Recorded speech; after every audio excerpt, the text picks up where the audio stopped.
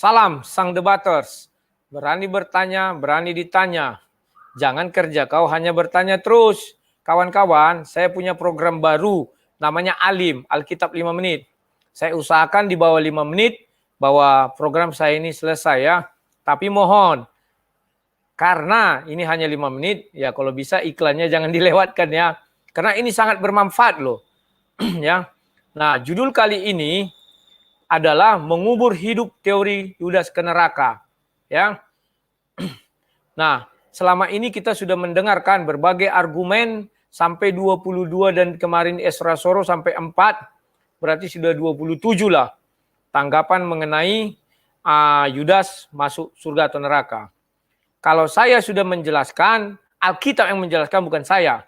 Saya hanya membukakan ya bahwa Matius 19 ayat 28 Yesus menjanjikan tahta bagi 12 murid dan diperkuat di dalam perjamuan malam, yakni di Lukas 22 ayat 29 Yesus mengatakan aku menetapkan hak-hakmu, artinya sudah mengeluarkan surat keputusan yang tidak bisa diganggu-gugat oleh siapapun.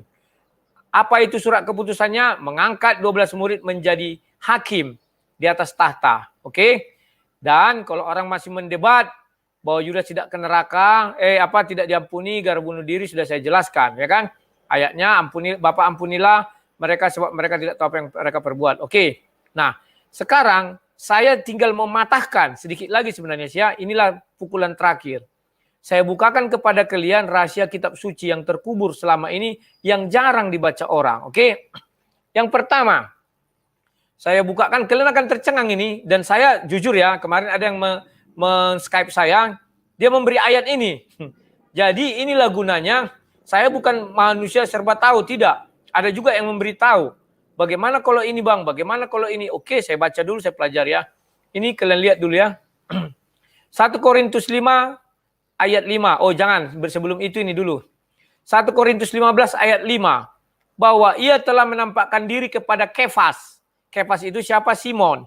Dan kemudian kepada ke-12 muridnya. Perhatikan, di situ Yesus tetap menggunakan kata 12 murid. Ingat ya, bukan dikatakan 11 murid. Ketika Yesus menampakkan diri, kalian paham kan? Peristiwa Yesus menampakkan diri bagaimana? Itu kepada pertama sekali kepada si Simon ketika mereka pergi ke kota, baru ketemu dengan katakanlah Yesus, mereka kan waktu itu tidak kenal, ya. Maka di situ dikatakan setelah mereka pulang, mereka bercerita kepada saudara-saudaranya, ya yang 12 orang itu. Maka Paulus membukakan rahasia itu. Lah di sini ada Kefas, artinya bisa jadi Kefas berbicara kepada Paulus rahasia itu, ya kan? Nah, sekarang andai kata kalian bertanya, loh, bukankah waktu itu Yudas sudah mati? Ya betul mati. Tetapi Yesus bisa melihat roh. Iblis aja bisa dilihat Yesus. Ya kan? Artinya ketika Yesus hadir, 12 murid itu hadir. Ini tidak bisa kalian hapus ayat ini. Dan saya juga sudah lihat ke dalam bahasa asli. Memang dikatakan ke-12 muridnya. Murid siapa? Murid Yesus. Nah, bagaimana menjelaskan hal ini? Sekarang saya bukakan. 1 Korintus 5 ayat 5. Itu ada titik-titik ya, nanti kalian baca. Sehingga binasa tubuhnya agar rohnya diselamatkan pada hari Tuhan. Jadi ternyata ini rahasia lagi nih. Jadi dalam 5 menit ini saya akan membukakan banyak rahasia-rahasia ya. Nah, perhatikan ayat 5 dan 5 itu ya, perhatikan ya, 1 Korintus 5 ayat 5.